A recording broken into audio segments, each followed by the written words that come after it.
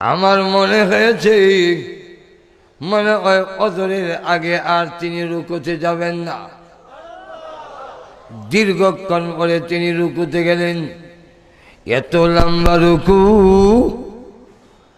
আমার মনে হইল মানে আর জিন্দিগি থেকে রাসূল রুকু থেকে সোজা হইবেন না। পরে অনেক কাল পরে সামি আল্লাহু লিমান হামিদা বললেন, দীর্ঘক্ষণ দাঁড়াই রইলেন। আবার তিনি সাজদায় পড়ে গেলেন। সাজদায় যে পড়ে গেল, এই দিকে ফজরের আযান হয়ে গেছে। নবীজি সাজদা থেকে মাথা উঠায় না। আল্লাহর নবী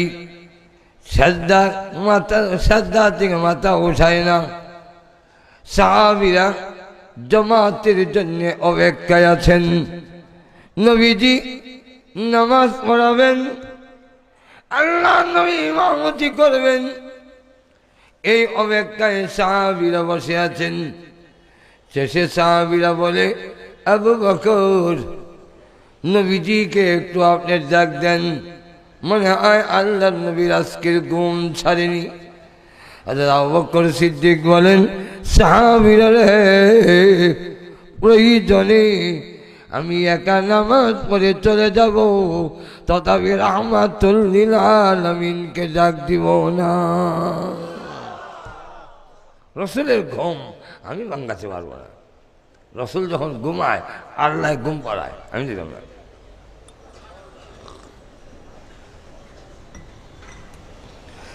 হযরত উমরকে বলেন, ওমর যান, আপনি তো নির্ভীক সাহসী, যান একটু ডাক দেন।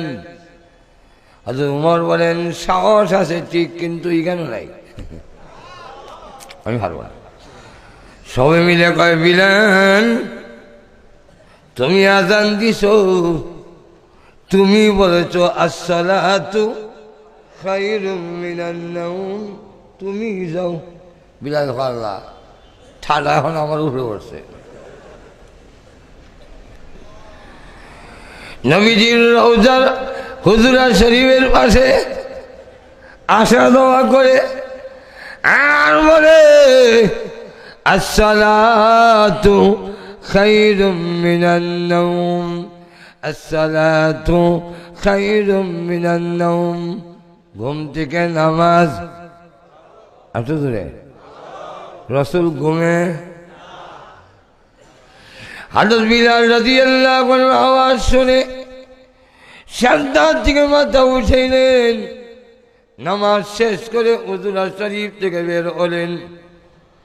হযরত বিলাল রাদিয়াল্লাহু আনহু নবীজির চেহারার দিকে তাকায়া বলে, আল্লাহর নবী গো, মাফ করে দেন, বুঝতে পারিনি।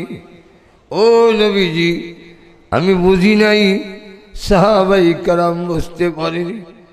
ওগো আল্লাহর নবী, মাফ করে দিন। আপনার চেহারার দিকে তাকাইয়া বুঝতে পেরেছি সারা রাত আপনি ঘুমান নাই, মহান আল্লাহর দরবারে সাজদা দিয়েছেন। চেহারা মোবারক ফুলে গেছে, একবারে